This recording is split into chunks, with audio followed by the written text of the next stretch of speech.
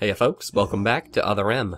We are here in the main sector and we need to get the power back online. The electrical system is currently not operating, and to do that we will need access to the normal morph ball bombs. So I'm assuming that the facility is currently operating on some sort of emergency power supply, because the doors clearly are still working mostly. And there are lights in various places, and the save points are still operational. But I still have my doubts about how this makes any sort of goddamn sense. Primarily because this elevator here is currently inactive. Normally, if the power were to go out, you would want the emergency system to set up the facility in such a way where you could get to the power control room. But since most people aren't Samus, they would need to use an elevator. But such is not the case. No elevators in this emergency power supply. Also, the door to the facility, to the control room, is locked. It is powered, but it's not locked, but it's locked. Why? Why would they lock the door to the power control room if they were on emergency power and needed to turn the regular power back on? I have no idea. Also note that the door that we used to come in here is also locked, but we just went through it. Some reason, it's locked now for some reason. Either somebody locked it, or it's just dumb. I don't know. Anyway, let's manage the system by interacting with this terminal, which is still operational, unlike all the other terminals. And oh no, bugs. This course could not be that easy. Now, if any of you out there are insectologists, do bugs like to set up hives in, like, electrical systems where they could be, like, charged with electricity and potentially, like, have their entire home burned down or something? Because, I don't know, I'm not an expert in insect behavior, but that doesn't seem like a logical thing to do. I mean, they're not exactly great at reasoning, but I don't think it would really stay in there for a little while, and I don't know. Anyway, because this is Metroid, that was a bunch of backtracking, and now we get to backtrack again back to where Adam is, because that's Metroid. It's backtracking. Don't you love backtracking? Isn't this great, guys? This is what Metroid is all about. Oh dear. Where did you come from? There were... why? I have an idea of where these various wildlife things are coming from, but they would have to come through that main room where Adam is chilling out, and I'm not sure he would be okay with that. I don't know. Anyway, I must also nitpick and question why the bridge deactivated as soon as we stepped on it, rather than, like, as soon as we turned on the power, or possibly it would be automatically active when we turn on the power, because generally people like to use bridges. I don't really know. I think we can chalk up all this to whoever designed this place was an idiot, basically. Also, a good idea to walk back here and turn the bridge back on.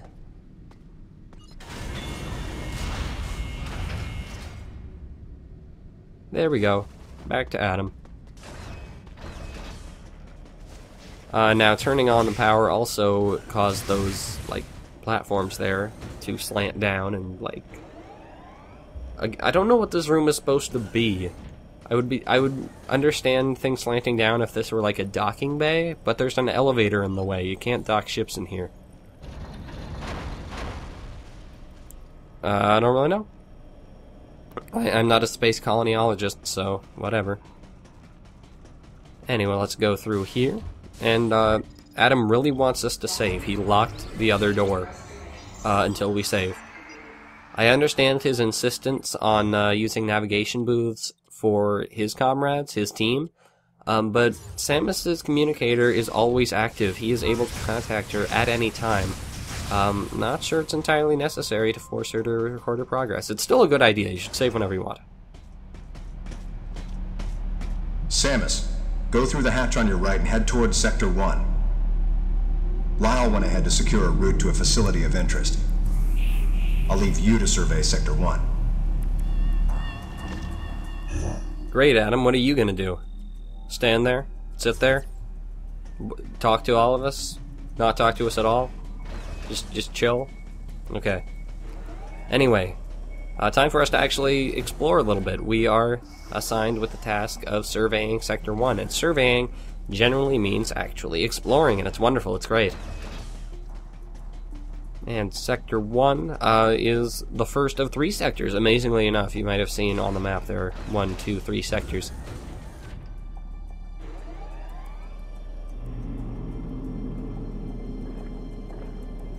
Ooh, explodey things. Those are like puffers or something along those lines. Shoot them and they explode. Probably not a good thing to have on space stations. See if they explode. I think they explode with like noxious gases too. Or deadly neurotoxin or something.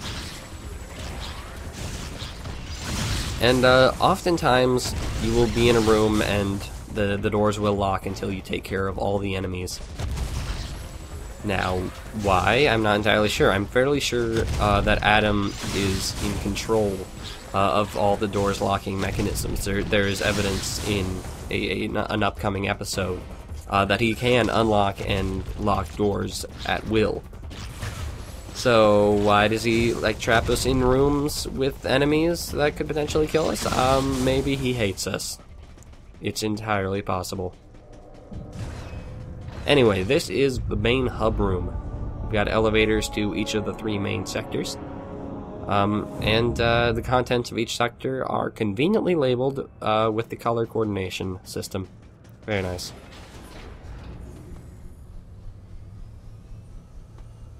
This elevator is bound for Sector 1. Man, I haven't seen elevators this exciting since Mass Effect. Now in effect in Sector 1. Please avoid traveling alone and remain armed. Stay alert to your surroundings at all times.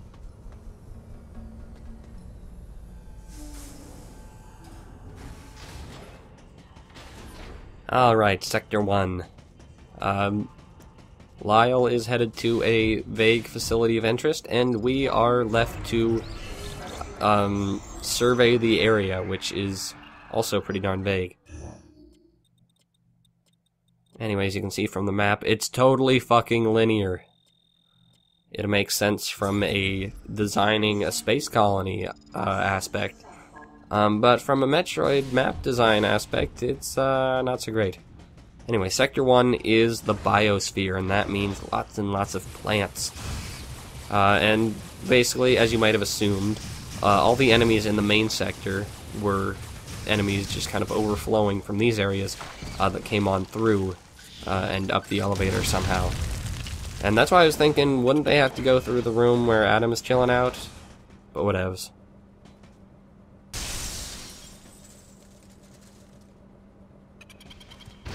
Mini boss. By the way, that was a QuickTime event. There was no prompt to say what you should do, but that was a QuickTime event for about a split second. And there are a lot of those. Most of the mini bosses are introduced with a QuickTime event of that sort. And in hard mode, you will want to nail all of them, because otherwise you'll get knocked down quite a bit. Anyway, one of those chameleons was visible, the other is invisible, but you can still lock onto it with your missile system. What would indicate that, I have no idea. But, okay. Anyway, invisibility jerks, kind of pricks. But it is trying to teach you to go in and out of first person a little more frequently, which I can appreciate. Anywho, moving on. We got a number of bug nests in here. You will find a lot of just long, straight, narrow corridors with enemies for you to take care of. They're not all that interesting, to be honest, and considering we've already taken care of bugs a lot, and they're not really much more of a threat in a confined space, I'm not really sure what the logic here was. If it were like a big enemy that could block you, or like 2 big enemies that could sandwich you, that'd be another matter. but such is not the case. Anyway, this is one of the big rooms of the Biosphere. We got a whole tree thing. I would call it an arboretum of some sort, but really the entire sector is an arboretum. And you can see that it's kind of been overrun. We don't really know how long this place has been, like, inactive. We got the SOS, like, I don't know, a few hours ago. But apparently it's been overgrowing for a lot longer than that. And we can see Venus flytraps. It's usually pretty darn obvious which ones are our enemies, but you can't interact with them until they try to eat you. And that means you have to nail the QuickTime event to dodge them, regardless of whether or not you know it's already there. Which is, ding ding ding, terrible design. So yeah, as you can see, I got eaten quite a bit, and now, look, now I can hit it. Because it's already tried to eat me. There will be instances where it will genuinely surprise you, but there are times when you know it's coming and you can't do a gosh darn thing about it. Anyway, since the other door on the bottom floor was locked because Adam said so, we want to go through here, even though we're supposed to be surveying the area, and by that logic should have complete free reign about where we would be exploring. You look at all these zoomers or beamers or whatever they are, I don't even know. I think that they're two related species that, again, you can find on Zebes. A lot of things from Zebes you can find in this colony. Anyway, there's the other aspect of concentration. I never really explained concentration too much.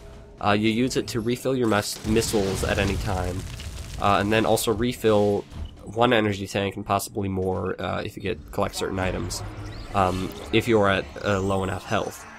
And you'd think that would make hard mode really trivial because you could just recharge health from a low health. But enemies are specifically designed to never knock you into that range. And it's so annoying. I do appreciate it as a challenge. I genuinely do actually enjoy hard mode's challenge.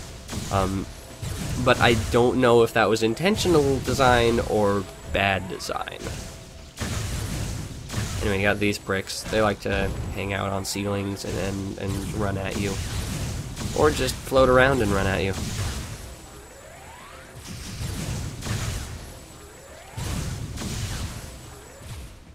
Yeah, they're not too tricky. Oh, hey, look here. Hey, how you doing? Get off me. It's really comical, Samus, like, having her legs sticking out like that.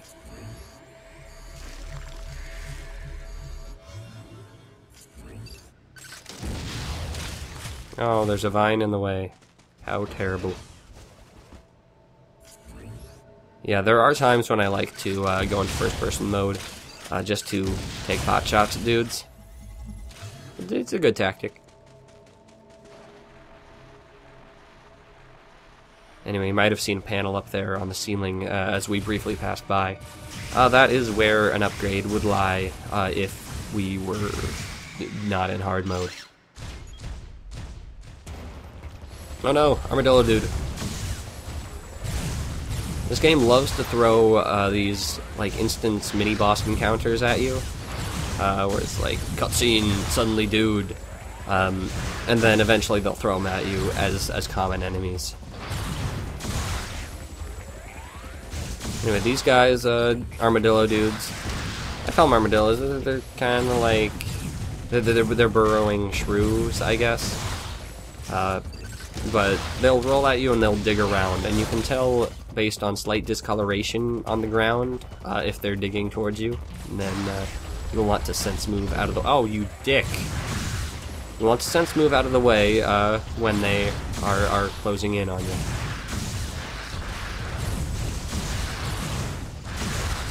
Now, one aspect of the sense move that I haven't mentioned yet that is very useful is that if you are charging your beam as you do a sense move, it will automatically charge to full.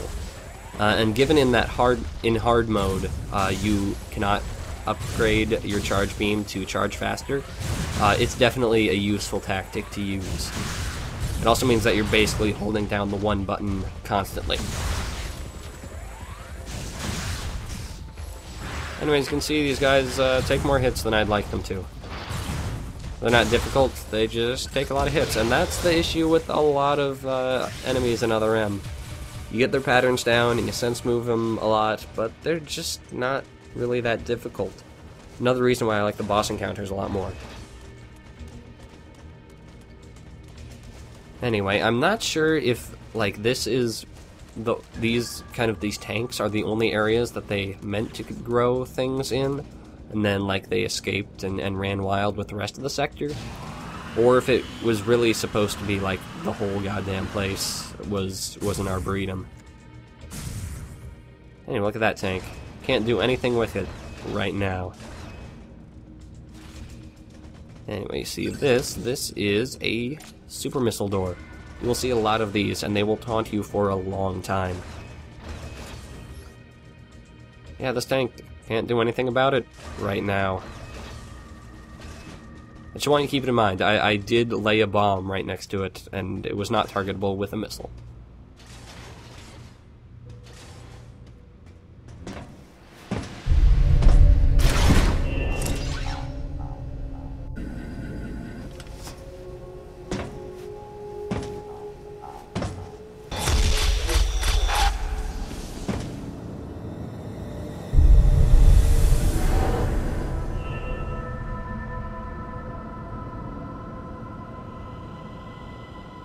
The large cage-like booth looked like something had been raised in it, and in one corner was the miserable form of a researcher's corpse.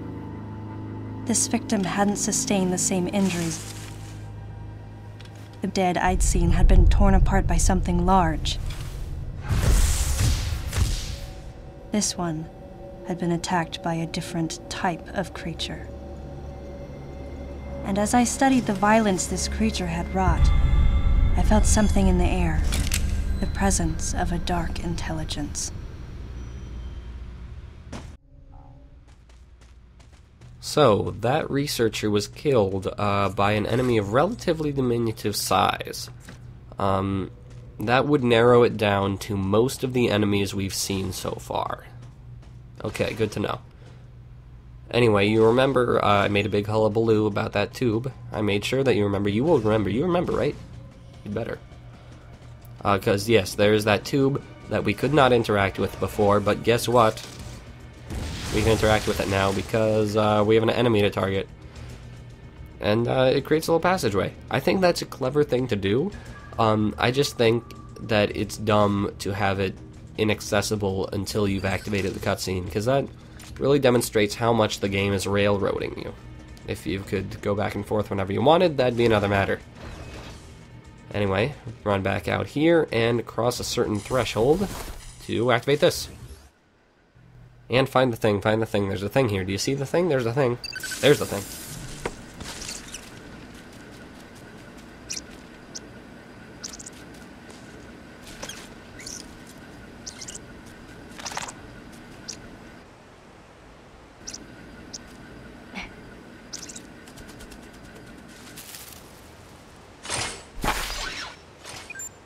Samus, proceed through the hatch I just unlocked.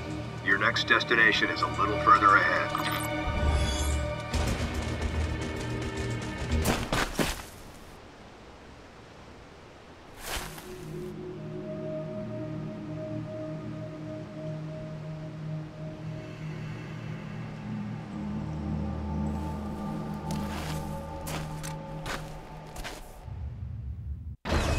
Alright, that little dude was Little Birdie, and as far as I can tell, Little Birdie is supposed to be there as a replacement for the baby Metroid, because this whole thing is during Samus's postpartum depression, and she needs some sort of cute, cuddly creature for her to adore in the place of the now-deceased baby Metroid. However, Little Birdie, as you may be able to tell, is a being composed of pure malice, much like a Metroid. So, yeah. We will be seeing Little Birdie many times throughout the game. And I hope you like him, because he's a pretty cool guy, and he will eat your face. Anyway, as you may have noticed there, the walls are holograms that can be deactivated by interacting with terminals. It bugs me, and I'm not sure why, because so much of the room is actual real plant life, but not the walls. They could just throw some moss on there. I don't know. Anyway, sanitation room. Not sure all the researchers would have charge beams so that they could interact with them, but okay, whatever. Alright, sure. And this is another example of a huge nature room with actual water, like actual running water. And I suppose this is all meant to be here in order to construct a good simulacrum, if I can use a pretentious term, of a natural environment for the sake of the animals. It's basically like a giant zoo.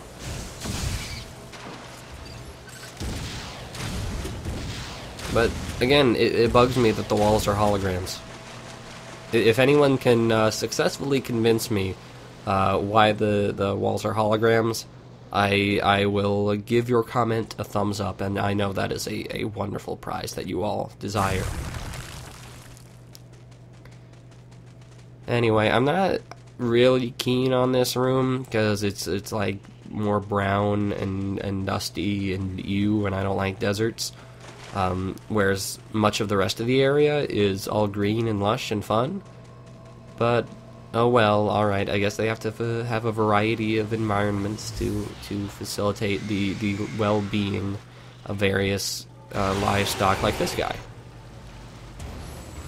Anyway, keep an eye on that guy in the background. He's a lot more interesting than combat going on, and he's gonna do something funny.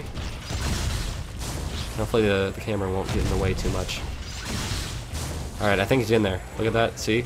He walked into the elevator shaft. Now he's stuck. What is he doing there? Why did he go into the elevator shaft? Look at this fooligan. What is he doing? He's such a funny guy. I'm not sure why they even allow the enemies into the elevator shaft. Seems like that'd be relatively simple to code that they wouldn't do that.